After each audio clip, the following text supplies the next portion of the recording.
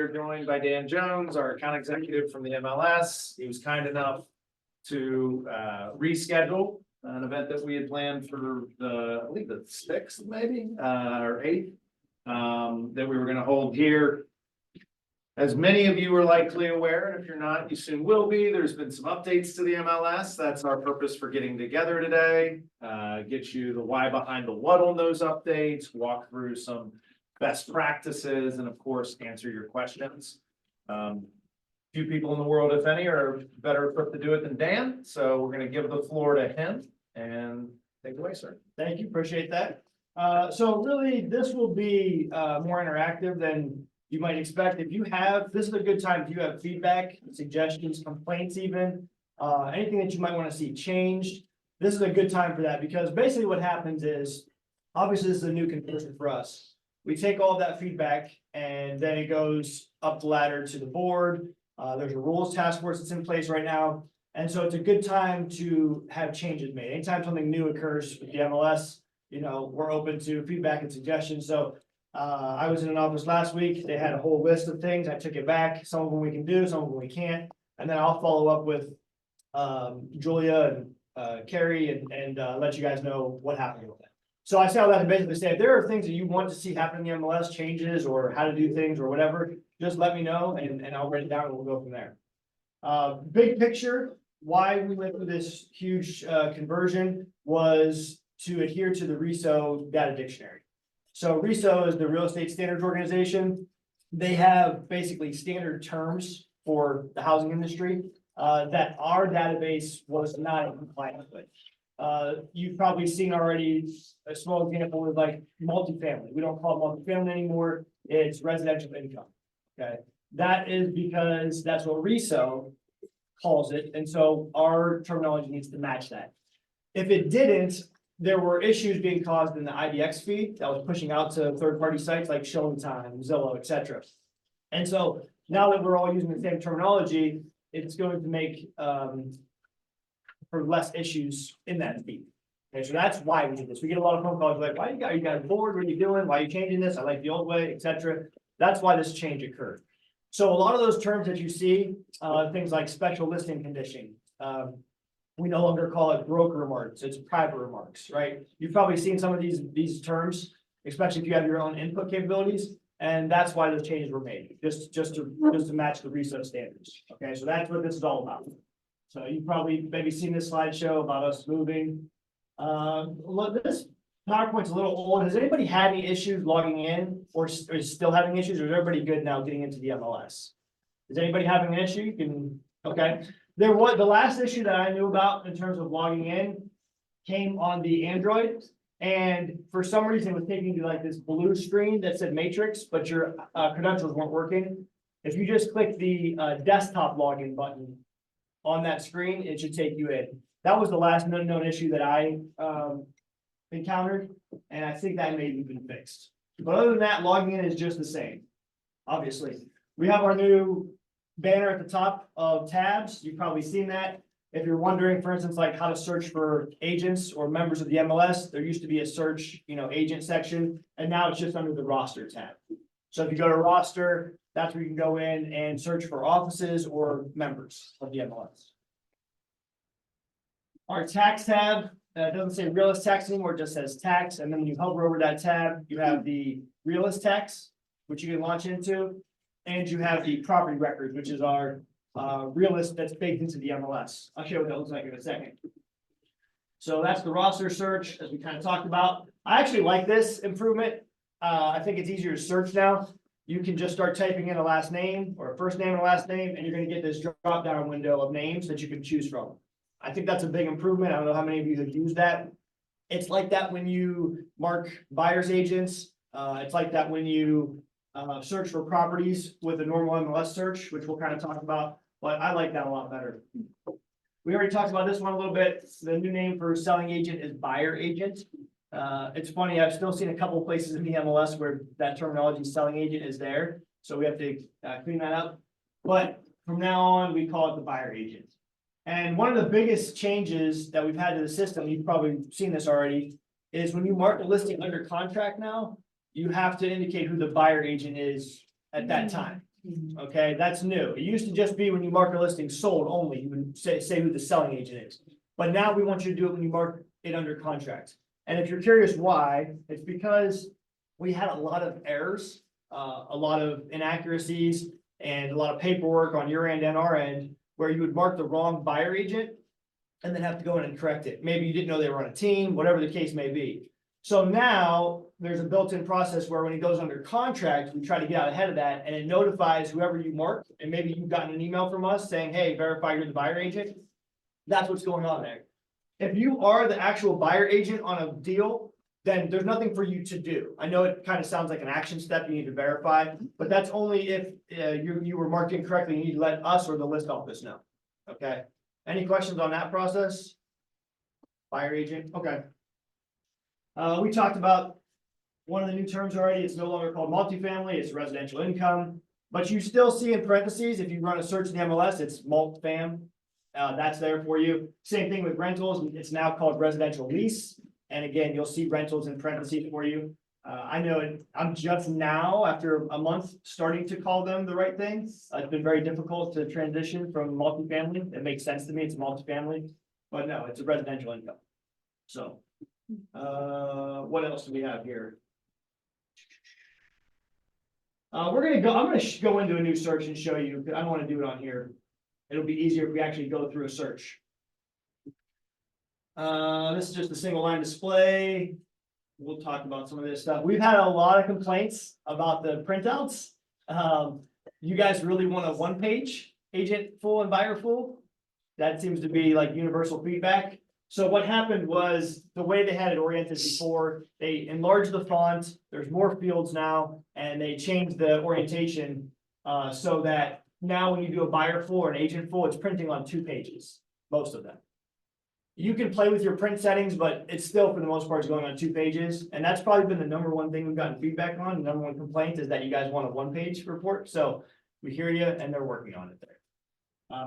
Any other reports in here that you noticed that you don't see that you used to use or would like back, anything like that? Everyone's good? I did have one agent comment that he didn't like the way the layout was, that it was harder to find information. Okay, It was too jumbled, too cluttered. okay. On the buyer pool? Just when looking at all the information. Okay, gotcha. Thank you. Okay, updates to displays. It looks a little different. Obviously, some information has moved around. Hopefully, this is not driving you too bonkers. I know like last office, they had small suggestions like to move list price above closed price, right? I guess, which makes sense. So they're probably working on that. I'm flying through some of this because this is an older PowerPoint. I want to get into Matrix and kind of show you in real time here. So searching by agent, we talked about. Say all of your saved searches and auto emails should have converted over. There was a problem with, how many of you use concierge mode on your auto emails? Anybody? Nobody. Okay, well then you guys are good. There was a problem where if you had used concierge mode and you had discarded listings, something broke in the conversion and they were no longer working. But that sounds like you guys are okay. Everything else, as far as I know, saved searches and auto emails are all good to go. You may see in your saved searches that some of them have an asterisk. If you go into your My Matrix saved searches and look at that, all that's telling you is that you have something in your search criteria that there's a new field name for, right? So, you know, we talked about private remarks versus broker remarks. You know, it used to be called broker remarks, now it's private remarks. If you had searched for broker remarks in the past, like you had typed a phrase in and searching the remarks, and now it's private remarks it's looking in, it's just letting you know there's a name change in the field. It's not really a big deal or anything to freak out about, but we are getting questions about it. So that's what's going on if you see an asterisk. We did have an issue when you were setting up new clients on auto emails for the first time, that One Home was not working for them. All right, they were getting taken to a sorry page cannot be displayed error message. There's a workaround for that. I don't know if this has happened to you, if you're having an issue with it at all, but when you go in here and you want to send listings to a client that they're having that error message on, Let me just go to one of my auto emails here.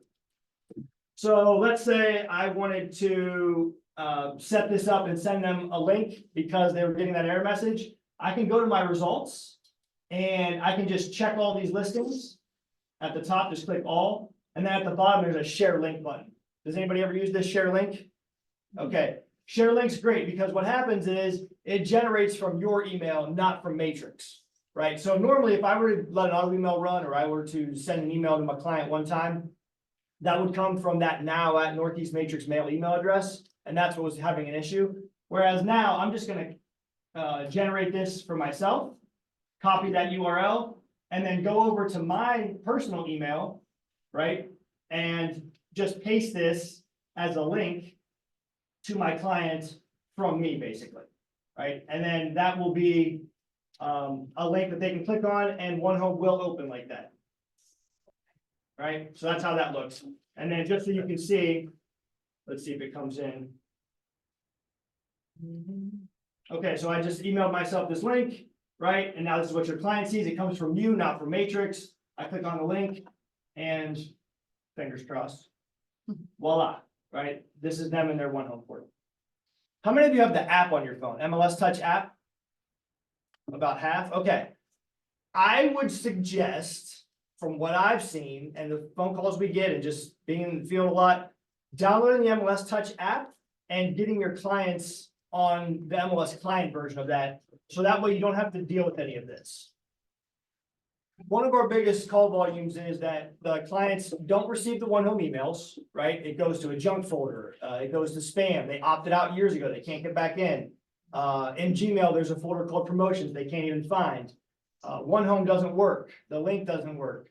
They forgot their ID and password. There's just a lot of issues with OneHome, it seems. If you get your client on the app, you don't have to worry about that. All they do is just like everybody's on their phone nowadays, they just open up their phone, they go to their MLS client app, and they can just look at the listings that way. They don't have to go to their email or wait for an email from you. Okay. So the way that works is, let me just try to show you here real quick. So the first thing you want to do, for those of you that don't have it yet, is you want to download this MLS Touch app. It looks like this. All right. So you go to your app store. If you're on iPhone, your app store. If you're on Android, the Google Play Store, and download MLS Touch. This is the mobile version of the MLS. All right. It's probably good to use it if you're out and about a lot anyways. Matrix can be a little clunky to use on a mobile device when you're out and about. So MLS Touch will hopefully solve that. There is a section in here, if you open up the app at the bottom where your contacts are, that you can then invite your clients to the app. Okay. And what they do is you send them a link when you touch that, so if you open up MLS Touch, I wish I could get it on my screen, but when you open up MLS Touch, you're not gonna be able to see this, but it will make sense to you. So if I open up MLS Touch, at the bottom of the app, you're going to see a contacts button. Okay. Anybody that you want to connect to the app, just click their name and there's a share my app button in the middle. Okay, click share my app and send that link to your client. If you want to test it on yourself, a friend, a spouse, whatever, you just text them a link and then they open up their text, they click the link, they download what's called MLS clients. They do not download this. This is the agent version. Okay, this is what you have. They are going to download this. And it will take them here when they click that link. They download MLS clients. And they plug in the code that you give them. They will not have access to this unless they use the code that you just texted them by going through that process I just showed you. Once they're on here, it's beautiful. They have their own app. They can do whatever they want to do. They can see any listings you've ever sent them. You can message each other back and forth. They can favorite things. They can request tours, showing time, all of that. They can run their own searches. They have basically access to the MLS through you. And then you don't have to worry about OneHome working. You don't have to worry about emails working, any of that. They just go on their app like anybody does on their phone now. You know, click the MLS client app. And now I'm your client and I want to see listing you sent me today. Now see, I can't get in unless I have that code. So that's what you're sending them. But once I'm in there, it looks basically just like the MLS Touch does. And they can go in and do whatever they want. Any questions on that? The MLS Touch, MLS Client? Getting somebody hooked up? For agents that have hooked up multiple clients onto the app, the feedback is that it's much better. It's just an easier way to share and communicate with them. And then they don't have to fumble around or you have to look bad because, you know, they can't find emails you're sending them or they're not opening, whatever the case may be. So definitely if you can get everybody hooked up on the app ecosystem, you're gonna have a much better experience, and so will your client, in my opinion. Okay, any questions on that? Any feedback on the apps? Okay. Let me go back here for a second. Let's talk about auto emails are good. Save searches are good. All of your hot sheets, everything are good. Oh, there was an issue. I don't know how many of you were doing this, but just so you know, if you had ever set up a search where you used like the list agent ID or the office ID, right? So if I go into a search before, at the bottom, there used to be a section where you could enter, there were 6 boxes right here, right? Right here. There were 6 boxes. It was list agent ID, sell agent ID, list or sell agent ID, and then list office ID, sell office ID. If you had set up searches or auto emails, sometimes companies ran reports for themselves. They got emailed to the admin and brokers and all that, or each agent would do it themselves. They're trying to keep track of the stats for themselves or people in the office or whatever. If you had set that up, it's probably broken. When you go into your auto emails, you're going to notice if you had used that before, there will be like a little checkbox below results right here. And it will say, you know, list office ID or list agent, whatever you set up. And you need to uncheck that and set it up by using these boxes over here. So now instead of 3 boxes for each, there's just 1 for the list agent, sell agent, co-list and co-sell as well. So if you want to look up stats, that's the other thing. We've had calls. You guys took away the market reports to run stats on agents. We did, but there's another place you can do it. So instead of coming into market reports up here and doing your agent production report, you can only do that for yourself. You want to come into search and use this box down here where it says list, co-list, sell, co-sell agent. Okay. And then after you run your search, and again, it's nice because I can just start typing in names and click on somebody. Right? Whereas before I had to know their ID or I had to look it up, now you can just type their name and run your search that way. Okay. What else in here while we're talking about searches? So there's a little confusion on the whole city and township. What's going on there? Okay. So let's go to an input tab, because I think sometimes what happens is agents forget, or members forget, that you are searching for what other people are entering, right? It's a search, it's an enter side first, and then it's a search after that. So when I go to the input screen and I want to enter a new residential listing, just start with a blank. You will see now we have city and township, and they're both required fields. So city is supposed to be, if obviously it's the mailing address. Think of like Concord Township and Mentor right now, right? So like no post office in Concord. So even though properties are in there, there's nowhere for them to put the city or the mailing address. So what you'll find is they may enter it as, so the listing agent will put it in as city here as Mentor, and then they'll come down to township and say Concord. Okay, that's if they do it correctly. And that probably matches what's on the auditor's site as well. If you are in a city where there's no township, let's just say big Cleveland, for example. So your city would be Cleveland and your township or actual location, physical location of the property is still just Cleveland. So it's Cleveland, Cleveland. Okay. So when you set up a search, just know that that is what's going on the input side. So in my example I just gave, this is actually a lot better than what we had before, because if you remember, before we had no place to enter a township, right? You had to really only rely on the map search to look for properties. Whereas now, if I wanted to look in, we'll just use Concord Township as an example, I can now just type that in and it's going to pull up and I've got 5 matches in Concord Township. Can you try Bainbridge? 'Cause Yeah. That's the one I've had problems with. Yep, and Bainbridge is gonna be the same thing, so all of those are gonna be in the city of Chagrin Falls, but they're gonna be in, Bainbridge Township, we had the 1 match. Now, again, remember though, that's if the list agent enters it like that. You may have many list agents who just say city Chagrin Falls, township Chagrin Falls. I'm sorry, yes, just because they don't want to put Bainbridge there. Or they do it in error. I personally, this is just me personally, from what I've seen, I personally think it's still better to use the map. I know it's a few more clicks, but you will get better results. So we just had that 1 match right there and we tried Bainbridge. If I come to the map though, and I don't know how many of you use these tools, but if I go to this 3-layer icon right here and I turn on my township boundary layer, it's gonna draw these green boundary lines around my townships. And then I'm gonna jump to Bainbridge, just gonna type in Bainbridge here. Bainbridge, okay. So now if I wanted to select Bainbridge from the map, I have my overlay, right? I'm gonna click this little hand icon right here and then click anywhere inside of Bainbridge. And I got 13 results.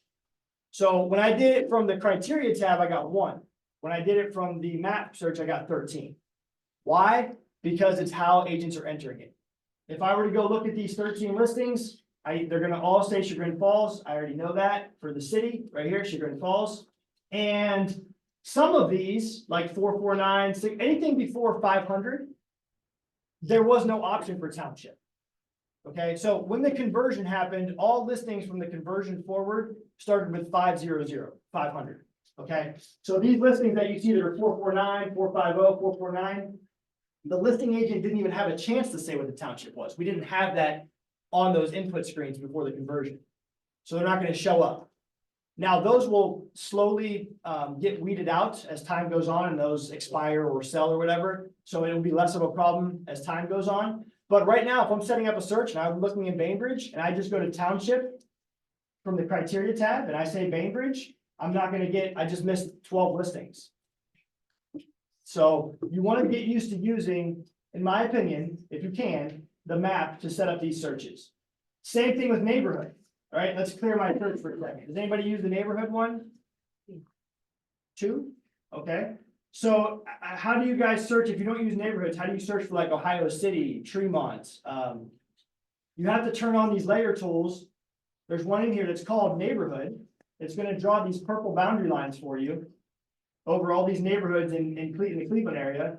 And now I can say, okay, somebody said, I want to look in Ohio City. I want to look in Tremont. I click the hand, I click inside Ohio City. Click the hand, click inside Tremont. And that's how I set up searches for those neighborhoods. I don't know how you were doing that without that before. I mean, I guess you can draw your own shapes with the drawing tools, but yeah. Does that also include like developments? Like if there's a development in Chagrin Falls, Canyon Lakes. If we just wanted to search Canyon Lakes, could we do that?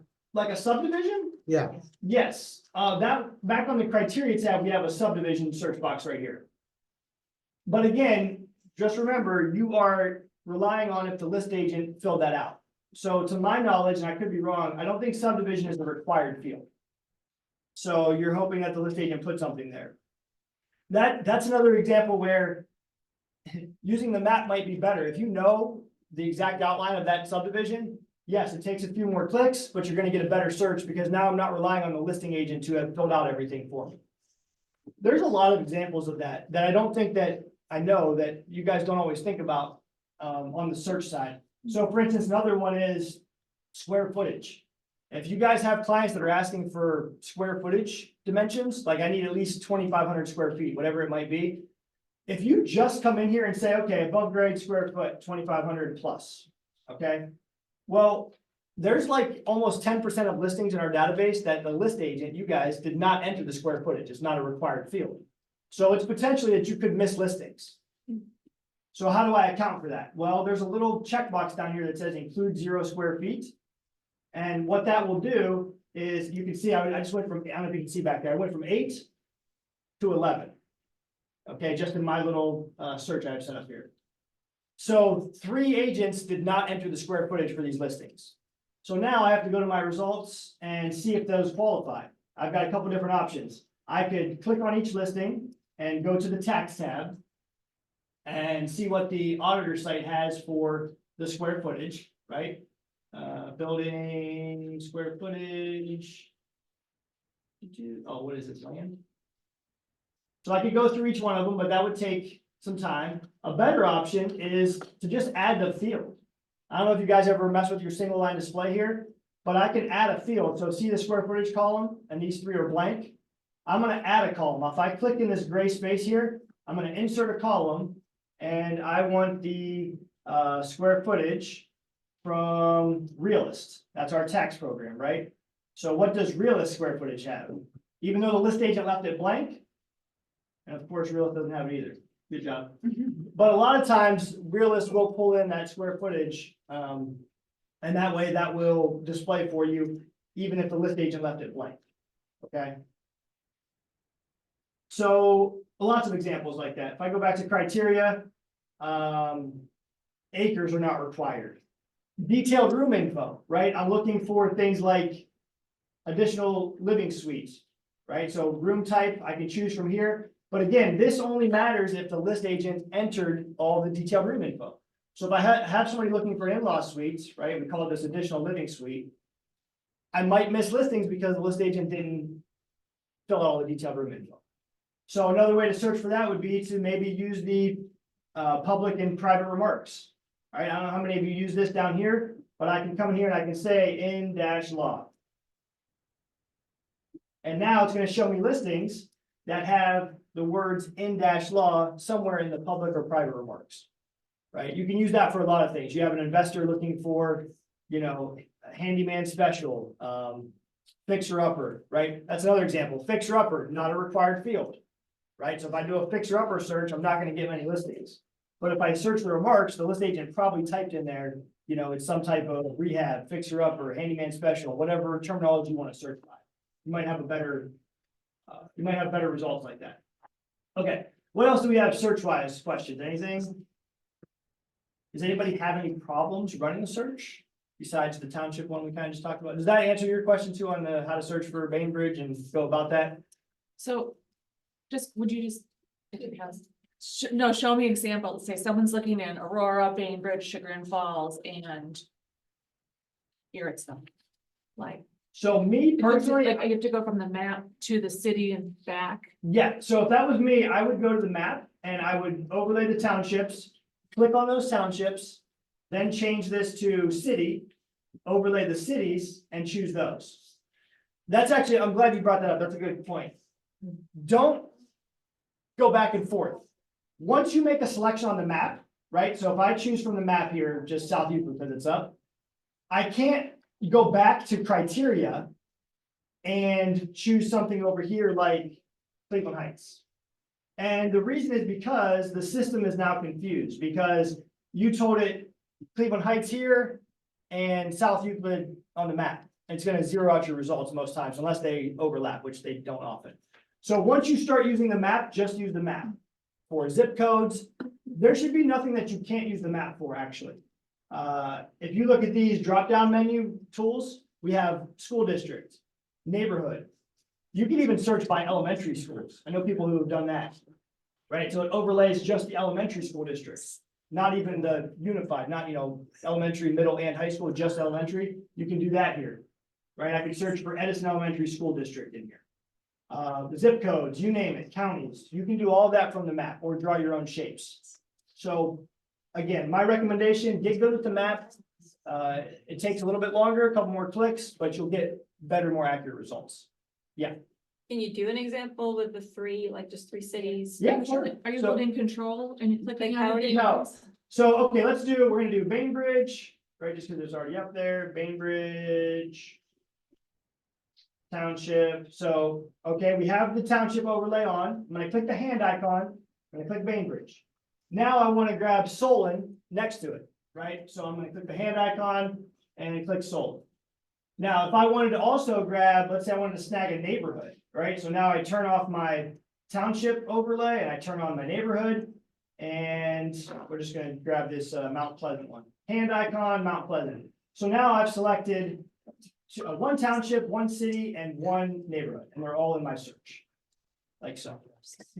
Okay, So you can click back and forth between those Absolutely. icons along the top, but just not between the map and the other search. yes, yes, options. yeah, because once I come in here and now I start typing in, other It's things, gone. yes, that's where I'm gonna get, wacky results, right? Okay, let's do active. You can also draw your own shapes, as we kind of talked about, and you can also exclude areas. So, you may have the opposite where you don't have somebody who's like looking for areas, you have an investor or somebody who's looking to exclude areas, right? So they say, let's clear this. You've got somebody who says like, looking anywhere but like Cleveland and East Cleveland, there's parts that I don't want to look for investment property. So you can come in here, you can select those shapes, right? Just like you would if you were setting up a search for properties. And then let's say they've got these three, they're like, this is not a good area for me. So you hover over those, you say exclude this shape. I'm hovering over the red circle, right? And I'm saying exclude this shape. And then once you do that, obviously for every shape, now I'm getting listings everywhere but those areas that I've excluded. Can you show how to do like, say in Shaker Heights by school? Like we want to be in Shaker Heights, but we don't want Mercer. Or Yeah. whatever. I don't know. So let's clear this again. So now we're gonna go and turn on our school district one. Let's see, where am I at? Shaker's gotta be. Oops. Right there with the 80s. Yeah, okay, so I click inside of Shaker School District, and then you said Mercer, like, what is that? Is that a road? No, it's just, there's like a couple different elementary schools. Oh, elementary school, okay, so we Just click say- on that, and then let's turn on our elementary school one.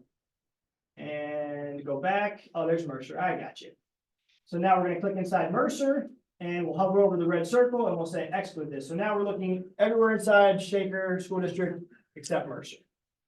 Okay, But now that also has excluded Onaway. I believe that.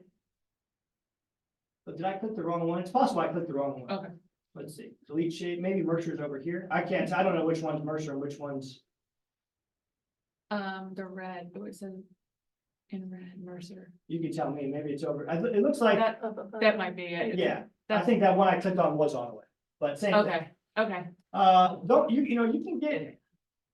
can do whatever you want here. I have seen people set up search, radius is a good one. If I call you up and I'm like, hey, our kids are open enrollment to West Geauga High School and we're looking anywhere within a 10-mile radius. If you don't use the map, you're not gonna be able to set that search up. Because you can't use West Geauga School District, right? If I were to do that, like, for instance, if I were to show you, let's go back to Unified School District. Let's go to, Chesterland. So, okay, I clicked inside West G School District, Chesterland, okay? And now let's do, just to show you, let's do West Geauga High School. I don't know if you guys use this, but it's nice. You just type whatever in, it drops the pin. And so if I wanted to set up a 10-mile radius around that, I'd say that's how far we can go to get my kids there. Once I start to draw that, I'm gonna click draw radius, I'll click right below the pin. You can see I'm covering a much larger area than what you set me up as just a West G School District search. You can't I wanted a bigger search than that. You gotta come in here and use the radius tool for that. Instead of just going West Geauga School District or Chesterland or whatever, or even Geauga County. Can you show how to drop the pin again? Sorry. I'm Yeah, sorry. so I did anywhere, I clicked draw radius, Okay. and then once that's highlighted, my next click is going to be, Okay. yeah, click, hold, and drag. The pin got dropped from where, actually, I've seen people do this search too. You've got a couple that lives, one on the east side, one on the west side. They're gonna look in both places and make a decision from there. You can set up 2 radiuses around there, work address, school, whatever it might be. But the pin specifically got dropped after I typed in an address or a name, so let's say I wanted to drop a pin on Solon High School. I typed in Solon High School, hit enter, and it drops a pin on the map. Okay. Hopefully that helps search wise. Any questions on that at all? Somebody else? Yeah. It would be great if you could also do a drive time radius. Yes. Maybe a little bit more complicated than you can just easily. No, we get that one kind of, do you guys use RPR at all? Yeah. You can do that in RPR. Let me show you real quick while we're here. So if I go into RPR.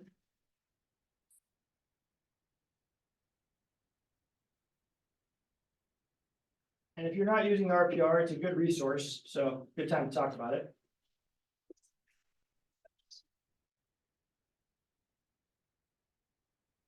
This is not public facing, this is just for realtors, agents, brokers. So it's nice, they have like 200 data sources that, and it's a nationwide database that information gets fed into. So if you're looking for comps, all kinds of stuff, property, reports, neighborhood reports, all kinds of stuff in here that you can do if you haven't used it before. But anyways, if I come to, let's do a map search. And you're gonna see, they have a driving right here, see the driving, so I'm in the map, and I click driving. And then now it doesn't go by radius, it's going by travel time, so they're accounting for highway and travel conditions. So I can type in my address and then go from there. I have one already saved that I'll pull up just to show you. So this is a 10-minute drive from, I think this was from work for me. And you can see the map is like, you know, based on where the center is, see how like highway driving, it stretches a little further. And if it's more city driving, then it doesn't go as far, but that's how you can do it from RPR. What is RPR? Realty professional resource. Basically, it is NAR's like national database of information on all properties in the US, commercial, residential. Like I said, you're getting a ton of options on different reports. So like if I scroll up, I go to my reports tab. You can see that you can run a property report, seller's report, a property flyer, right? Evaluation workbook.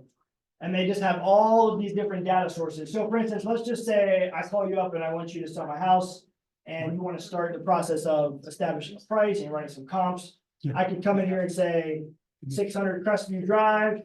There it is.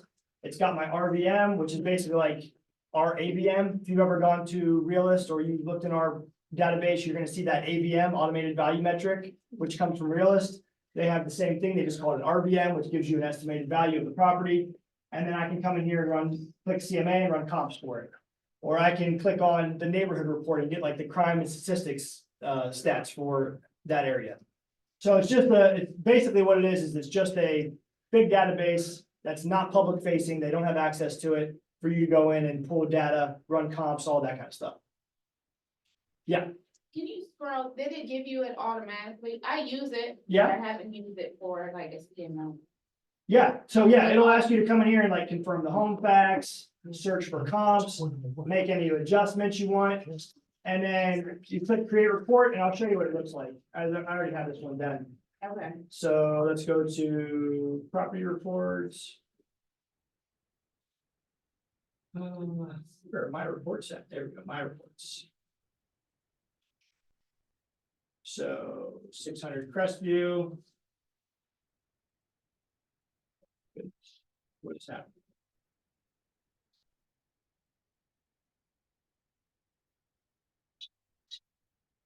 Give me 1 second. For some reason, I'm having a, did they get deleted? That's so weird. It's okay. I just, I use it just if I need a quick number. Yeah. You know, the estimated value. number. No, it's okay. It'll only take a second. So weird.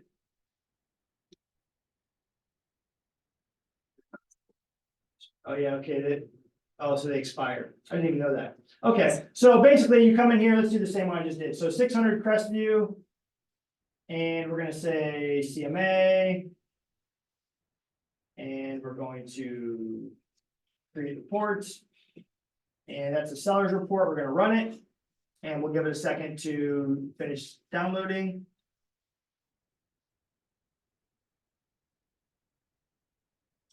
Hopefully they have a PDF on here so it actually pops up.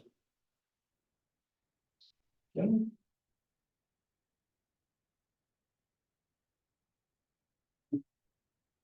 It does take a minute. Still finalizing.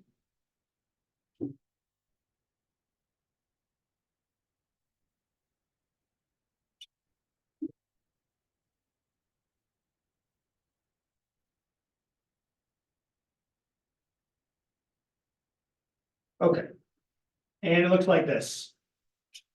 So you got a picture of the house. Now, this whole thing is 71 pages, so we won't go through each page, but try one out for yourself and see if you like the data that's in there and the way it's presented. You could probably save this and edit it and take out pages you don't want, include things that you do, but this is basically what the report looks like for that comp from RPR.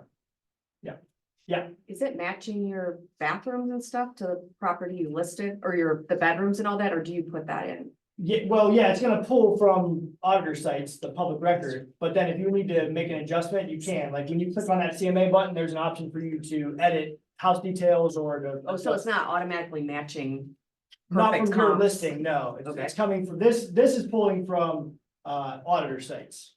It's not pulling from our listing data, right? So if it's actually 4 bedrooms, you enter it as 2, it's not gonna pull in here, with your incorrect 2-bedroom one, it's gonna come from the auditor sites, the data. Okay, all right, let's go back to matrix for a second. Everybody good there, RPR? How'd we get on that? Oh, drive time. Good, drive time. Anything else search wise? You guys wanna see or talk about here? I'd like to go to MLS 101. Yeah, come on. Well, I would say, No, regarding whether it be from new listings to expireds. There's no rhyme or reason the way the input is done now. what do you mean exactly? What do I mean exactly? Yeah. Is It used to be if I wanted to see houses in Solon, it was listed Solon was together. If I wanted something in Willoughby, Willoughby was together. I don't care about Canton and some of the other things. I could just bypass it. But right now, I could see a house on Euclid on page 1, and the next listing would be on page 5. Okay, hold on here, let me see. So if I just wanna make sure I'm understanding. So if I do a residential search active and I wanna go to Solon. And I No, get, you want to go through the entire MLS, which is what I do every morning. okay, Categorically, I go through every category to see what's the new listings are, what's oh, contract, so on and so forth. gotcha, okay. Yeah, you can do that. So you're talking about like either on the hot sheets or under your, Just do new listings. okay, sure. So Market Watch, and let's set this up. So I want to do customize. So you want to say for the entire MLS, and you're only interested in new listings, right? So if we want the entire MLS, we don't choose The way anything. it's set up is new listings to expireds.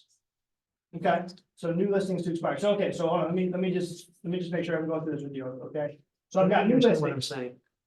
281 new listings in the MLS. But I'm sorry? there's 281 new listings in the MLS for whatever time frame I choose. But you want to, Well, today there was 41. okay, so let me go to today. Okay, I've got 22, or maybe do you have last 24 hours? Okay, 42. So that shows you all the new listings in the last 24 hours. Yeah. Okay. Is that, And if you pull it up, okay?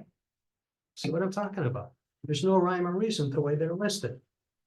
So you can customize the order, like, how would you But it like was to? so easy before. We need Why to do we have to customize now? Well, how do you want it to be displayed? I'm asking. Like It used to alphabetically, be or displayed, if I'm not nuts, alphabetically by city. So it used to go by, it was always status area price, and then area went away, and it was status city price. So I believe for in here, that's still the same, you have your, well, because we're on new listing, it's by change date. But this can be displayed however you want it to be displayed, really. If you want, if it's the date that matters to you, if it's whatever, the city, the price range. I can sort this however I want, and then up in the top right corner, I can save this. And I can make that a default as well. So any order that you want, you can set it up that way. Can you do the city by like alphabetically? Like, what you're Uh, saying? Yeah, so I click on the city tab right here, Mhm. and now it's alphabetical. And then I can say that, I can say, I'm gonna call this one, alpha by city, right? Save as a copy, and actually I want that to be my default, so I click the little gear icon. And I say, set my current search criteria as my starting default. And now, every time I run a search, let's go back, like I just logged into the MLS fresh. And I want to see all new listings in the MLS sorted by city, voila. Is that what you're looking for? Okay. Anything else? I think if we customize it, it'll make it easier for him. I don't think he understood Yeah, how to I can do do it. it. And what I would say is, if you want us to walk through that with you, give us a call. We do that all the time. We can screen share, we can, whatever you want done, we can walk you through it. Like literally anything. Comps, inputting a listing, customizing things, searches, you name it. Can you do it in one search where you do active, contingent, and sold that day? Yeah, so I mean, back to the market watch, I think that's what he wants. That's, yeah, so. it's there. It's right there, yeah. So for that, I mean, these are all under there, under contract expired, so you can click through. And again, if you don't want what's listed here, you can set up a hot sheet of your own criteria. So it's all of this is customizable. You just have to know how to do it. And if you don't, give us a call or we can walk through it. Whatever you want to do. We're here to help. Did that at least point you in the right direction of like showing you how? Okay, good. Good. Where were we on? So anything else search wise? Should do it. Yeah, Yes. keep going. What is the 3-panel search? So the 3-panel search was before MLS Touch was introduced. It was the answer to being responsive to a mobile device. Because our residential search is not very responsive on an iPad or an iPhone. So they launched this 3-panel search, which is now useless because we have MLS Touch. And to be honest with you, I don't really like this on a mobile device anyways. I don't like searching like this. So that's what it is. And actually, we've had a lot of requests to move it because it looks like a lot of people are coming in here and they're like, oh, you changed our search around. Yeah. And they're confused. So we're gonna move that to the bottom. I would like it to maybe go away entirely, but that's just me. But yeah, that's what that is. Okay. Okay. Anything else search wise? Does anybody do any rentals or search for rentals? You have clients looking for rentals? Me too. Okay, so there's a little confusion about rental beast. I'll spend a couple minutes on. You don't have to use rental beasts and you don't have to pay for it if you don't want to. You can always come in here and do residential lease and look for rentals in the MLS. The problem with that is we have a very limited database. Rentals are not a required property type in the MLS, right? So, residential, land, and residential income, multifamily, are required. So if you take one of those listings, it has to go in our database, unless it's a seller opt-out. Commercial and rentals, or what's now called residential income, do not have to go in the MLS. They're optional. And so as you can see, we don't have a ton. In our entire database, we have 791 active and under contract rentals. Whereas if I were to go to Rental Beast, so keep that number in your head, 791. Rental Beast has a database of 4,372. Because Rental Beast is not relying on you guys to enter a listing into their database. They are partnered with property management software, they're cold calling, they're scraping data. There are all kinds of things they're doing to get additional rentals in their database. So if I come to you and I'm looking to rent, and you only set me up for an MLS search, there's probably a bunch of rentals that I'm missing. Obviously, there's like, I don't even know what the math is on that. 7 times as many, 6 times as many rentals in here. Now, you guys will say, yes, but when I find a rental in here, I'm not getting paid for it, right? It's not listed in the MLS with commission offered. And while that is true, my rebuttal would be, you are in a relationship business trying to help somebody find a rental. If you can give them more information on it, help them, great. And then maybe down the road, that renter will become a buyer for you. But I don't do your job, so maybe I'm wrong about that. When you said you don't have to pay for it, what does that mean? You just say charge an So upgrade? when you enter a rental in the MLS, Yeah. commission is offered, right? Yes, Rental Beast, there's no entry into that, No, there's I no understand. commission being offered. So if you find this rental for me, 5683, and we end up getting it, there's no guarantee that you get any commission on that. okay, but you don't have to pay for rental beast. You don't have to, you can. And So- if you do, what is that? So what happens is right now you're gonna see, like, if I wanted information about this rental, if I click on the address, it's gonna tell me I need to upgrade. Oh, okay. Yep. I But get you it. can go into Zillow with that same address and get the information. Yes, you guys have lots of tools. Okay. Forewarn, HomeSnap, I know HomeSnap is gone now, but it used to be you could type in an address and get contact info. Plus, to be honest with you, a lot of the information is here, the address, the price, beds, bath, days on market, like a lot of the details of it are in there. But yes, you can go to other sources. So that's the skinny on rentals. Any questions on rentals? Yeah, So you could just set up a search on rental bees Yes. and send that to your, Yes. and you don't have to pay for that. correct. Yep. Okay. What else? I think that's it search wise. Spent a lot of time there. That's okay. So they can do, like in rental bees, they just put in like the city, or if there's a couple cities, how do you? Yes, so same thing you do, it's just a search database. So I come in here and I say, let's scroll over. See where it says city, subdivision or zip code, I'll do, what are we in, Pepper Pike? Yeah, good look. Right. $10,000. Yeah. And search. Okay, we've got two. Yeah, Oh, nice. but yeah, that's how you set that up. And it'll save, like if you change the city, it'll save to the one you just did. If you wanna do a couple cities. Yeah, oh yeah, so let's say I'll do, I don't know, Solon came to mind for some reason. So we do Solon, and now I have, Oh, it'll just keep adding. yes. And now I've got 7 from the MLS, 13 from rental beast, 20 total. Okay. All right, I think that's about it for searching. How many of you have your own input capabilities? You enter your listings yourself? Just a couple, okay. So admin doing mostly for you? I don't want to spend a ton of time on the input screen then, but I just want to point out a couple things that are giving people issues. When you enter a listing and you go through that process of marking under contract and sold, just remember, when you go under contract, it's gonna have that field that it wants the buyer agent now. Let me go to one of mine here if I can find it. Let's do Dan Jones. Here. Okay, change to. Back. Contract. Okay, so now when I go to change under contract, either allow showings or no showings, this is what I was talking about before, where it wants that buyer agent. And this is giving some people some issues. All you have to do is just type in who the buying agent is, right? You're gonna get that drop down menu, click confirm. That's the part that's messing people up. And then that information will shift over to the right. I think in the last session or last matrix, it was called refresh. You type in a thing, you hit refresh.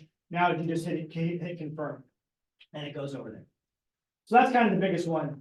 The other thing that's giving people an issue on the input side is when you first enter a listing, there's confusion over how to save that and what those statuses mean. So if I were to come in and enter a listing from scratch here, and I'm on my input screen, down at the bottom, you're going to notice save as incomplete, validate, cancel, and submit property. If you want to make a listing active, live, then you're going to choose submit property. And all of the red required fields need filled out, right? It's telling me I have errors because these red required fields are not answered. If I just want to save the listing as incoming or incomplete and come back to it later, then I'm going to click save as incomplete. If you remember in the old system, you had to click submit property and choose your status from the listing tab. It was a nightmare. And then you had to click it twice and people were losing listings and they didn't like it. So now it's just easy. It's just one button, save as incomplete, and that will save that listing. Validate does nothing except show you what information is missing. So if I click validate, that does nothing except show me that I have fields that are not answered. It doesn't save anything. It doesn't make it does nothing besides show me that I have fields that I need to answer. I personally wish they would get rid of this button because it's causing confusion. Either make the listing active by submit property or save it and come back to it later with save as incomplete.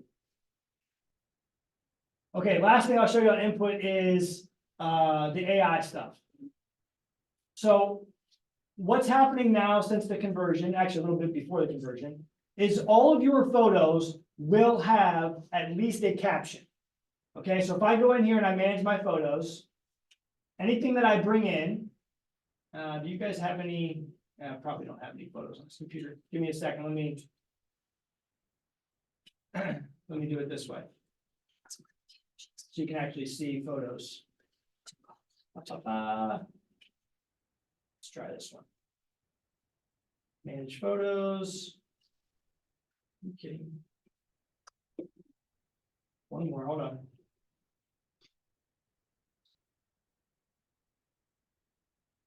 There we go. Okay, so there's a little checkbox when you upload photos. If you want AI to generate the description for you, then you leave that checked. And when I click browse and I bring in photos, it's gonna have a caption and a description. The descriptions are not very good. They're kind of what you would think, like a robot describing a room, right? Game room with brick wall and carpet flooring, boring, right? But it will give you a description. If you don't want those descriptions, I can either come in here and just take them out and type in whatever I want and it will override that. Or if I don't even want it to give me a description at all, just make sure you uncheck that box before you click browse and bring them in. Every listing though will at least have a caption. So the top one here in yellow, that's a caption. It's gonna tell me it's a laundry room, game room, front of structure. Every listing has at least some caption, or if you type something in, then the description overrides it. Why did we do that? Two reasons. Number one, it makes it easier for compliance to see if there are rules violations or things in photos that shouldn't be, words that aren't FHA compliant, branding, you name it. So that's the first thing. But the second and honestly more important reason was it's ADA compliant now. So Americans with disabilities, you have people who have vision impairment, blind, whatever. When you upload photos without any description, whenever they pull those up on whatever tools they're using, they can't read that room because there's no description given to it. Now, everything is going to have at least a caption to it. You can override that caption. I can change this. If I say that's not the laundry room, that's the kitchen, I can change that. Or whenever I type in here, we'll also override that. So you still have control over it, but every photo will have at least a caption. Good? All right, what else, big picture takeaway here at the end? What other changes or questions did you have on the conversion? Like big picture stuff that you have seen that you're like that we took away or you don't like or you want to have added? Anything? Yeah. I noticed there's now 50 photos that can be uploaded Oh. instead of 35. Yes, I forgot to say that. Yes, you have 50 photos now. So as you can see, it says 46 max. I already have 4. We thought this would be a good thing, and then I was in an office and they were like, all I have to do now is pay more for my photographer per photo. So I don't know. Use 35 if you want, but you have 50. What was the other one? The photos, 50 photos. Oh, remarks. You have 2,000 characters for your remarks now.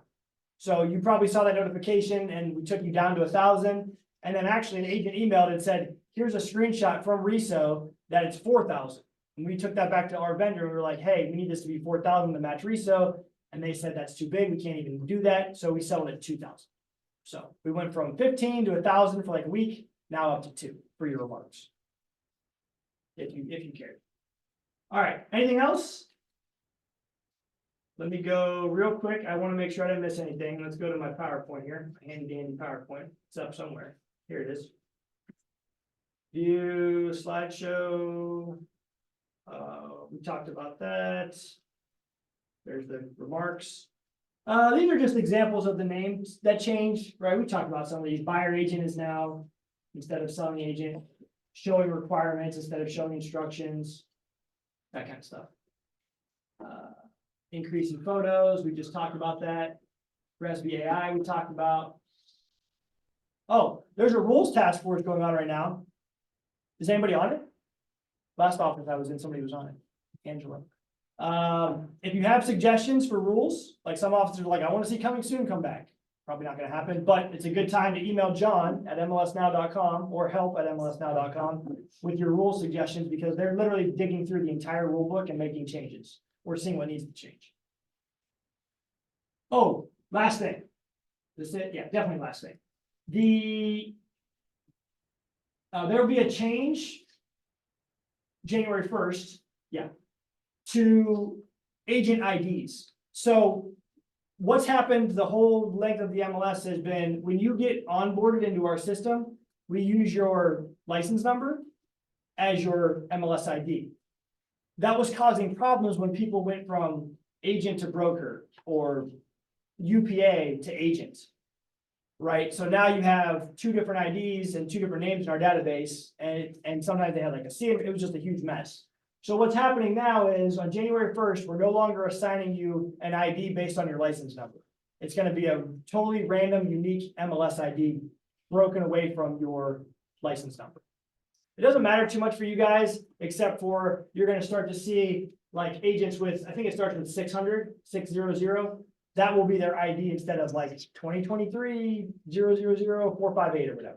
So when you see We'll have that, to update it ourselves when we get it. We'll your number won't change. If you're already in here, this is gonna be for all new members. Okay. Yep, so now when you sign up a UPA, instead of that like 999 whatever that indicates they're a UPA, you're just gonna get an MLS ID right in line with everybody else. So that if that UPA ever becomes an agent down the road, we don't have to go from 999123 to their license number. It's just they already have an MLS ID. They're in our database. That's what's going on there. Okay, that was a lot. I know we've had some hiccups in the conversion. I apologize. I think we're working through them pretty good. If there's stuff that you see, let us know. Oh wait, there's the chat here. Is there a question? No, okay. Okay. Does anybody else have any questions or suggestions for me before I go? I always like to end by saying this. If you are feeling frustrated with the MLS or something you can or can't do, just call us. We are there to help you. That is literally what my job is. I answer phone calls all day. You need a CMA, need help entering a listing, need help running a search, you name it. Yeah. Is AI just to help under each photo, or does it also, you can do the whole description? You can have it give the description to each photo if you need that box checked. it No, will I give- know, but I mean, like, you know, the remarks. The remarks. Does it do that? Oh, the public and private remarks? No, just photos, right? Okay. Yeah, just You have photos. to use your brain. Or copy. And all ChatGPT, that's what I was. Yeah, ChatGPT. I don't think you want, from what I've seen on the descriptions, I don't think you want AI. typed on your- No, No, I I guess I meant ChatGPT. Oh, yeah. I mean, Way you don't- included. yeah, you You can do don't, that. yeah. You can copy paste. Yeah, okay. Anything else? Oh, No. here, I'm gonna leave a stack of business cards. If you ever have a question, whatever, let me know. Happy to help. And, good luck to you. Thank you. Yeah.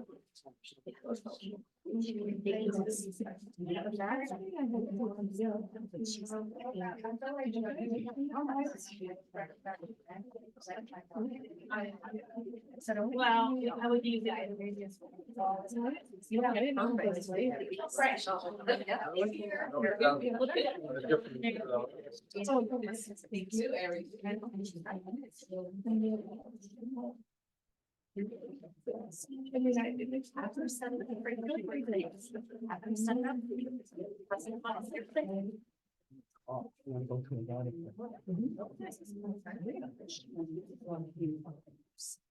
Oh, I can fix that one thing. What's your?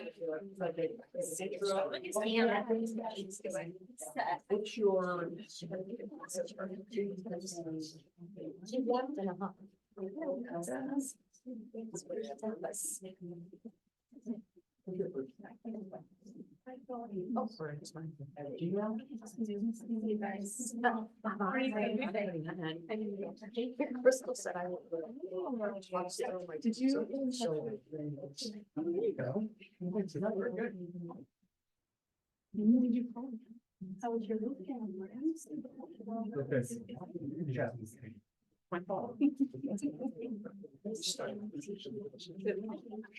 Anything at all, I know, whole new.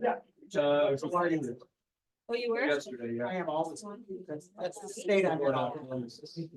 Oh, you are? I gotta take you to start. I said, I called 3 times. So he's been so crazy and now he's planning to spend the weekend. So I said, "Oh, maybe I'll try one." That's where you will, yeah. I definitely would. I mean, you know, there's no way. So that's all. My grandson is 14 years old, understands it better than I do. Again, we did. I told him, it's like, how does this work? And they did that And he just looks at it, and he goes, oh, you just gotta get this part. Go up with it. Yeah. Scared the hell out of Like a person. Oh, And yeah. Now we gotta get things wrong. So both the buyer, get together. buying agent and selling agent. Were Where are they going? So I had to make it go. Oh, okay. So. 2 hours. And then they could go out. And they had to call them, and then they call it, so we could- You could have even said like, did you say that you? Tell me exactly what I need, and I send it to you. Yes, he's just. Yeah. I think. Because then I call her and she goes, are you coming to this? I'm like, yes. Yeah, sure. Put your hand out. And then put inside. So like, we're down on each other. So you click on it. Everyone at 6 o'clock. Yeah, but not like. Like to the restaurant. He drives. Yeah, okay. But. And you got your. You know, Oh, you're definitely- it's supposed to be pretty good. And yeah. It's my mother and my mother's son. And she never used it. She goes, my day, there were. She came in. and looked at her, and I'm going, Ma, it's much easier now. Now we have. That's why I made her retire. Well, she couldn't see it. So. 87 years old, still telling me. Let her do it. Still. We should, She always asks about it. Great, great. She loves me on my routine. They're gonna. Scummy. Everything else okay with you? Other than computer crazy? Well, I don't need it at all. I guess you have to buy a ticket. You know, it's My wife's very there. personally. 7 of So to me, it's almost like more of incentive for them, not like to make good relationships. Probably, each put in $20 a month. For sure. We have never won more than $4. I'm like, doesn't think we can last 20+ years to win the big ones. Told that. Like, I'm too bad for them at all. And then it So- turns out that the guy. And you know what, like, we did them a favor by, For 5, 6, like, when they bought that was a the muscle. and frankly, yeah, so like, they, I mean- wildly. 800,000. All within the last 2 months. Yeah. No, the one by me. they start browsing for I other. had a guy taking. Hi, guys. Bye, good to see Hi, guys. you. Hey, good to see you. Have a Good. great holiday. Yeah, you too. You too. How's your mom doing? Oh, she, Mr. Emmerman, stop it. would you please, why don't you, you can take her out to the doctor. How's that? You got her, you keep her. She took care of you. Now it's your turn. Take care of her. It felt like it was assumed. How are you? I think my kids tell me the same thing. We're gonna take care of you. So she told me today, because 3 times it was wrong. Yes, before we go, we're going to the doctor tomorrow. When we go to the doctor tomorrow, we sounded hard. Yeah, probably another hour. Sure. So raise stuff. And so I recognize you probably had a way, as you said, to do it. I can't do it, but hopefully. And when you sit down and you wanna go through that, if you're having, I would just say call us and we'll, whatever it is you. Yeah, if you try to get through the last couple weeks, it's been tough. Normally it's not like that, but yeah. I know, I Yeah. got called before, Yeah. gotten help with these. Yeah. Again, I'm not a kid, I didn't grow up with this, I'm more afraid of it than more. Yeah. It's just the way it is. No, I get it, definitely, yeah, I mean, it seems to be doing okay for the most part though, and like that little specific thing, we can. I do what I need to do. Yeah. I either search by price, by zip code, whatever it may be, to find the final. But truthfully. 6 o'clock every morning. Yeah, Because I had clients looking for offices. right. And Well, and the phones have died down last couple of days here a little bit, so hopefully if you need some assistance, you can write through again. Just don't be upset. Oh, no. Really wasn't trying to be a smart. No, and I was trying to make sure you got your, 101, I meant them. you can always come up and do an intro class too, and we can walk through. I would be happy to. Yeah. And I should do it, to tell you the truth. Yeah, because we're all, I mean, there's so much stuff that's always changing and evolving, so I mean, people should probably do it every couple of years anyways, just to get a little refresher. I should probably do it every day. Thank you very much. Yeah, you're welcome.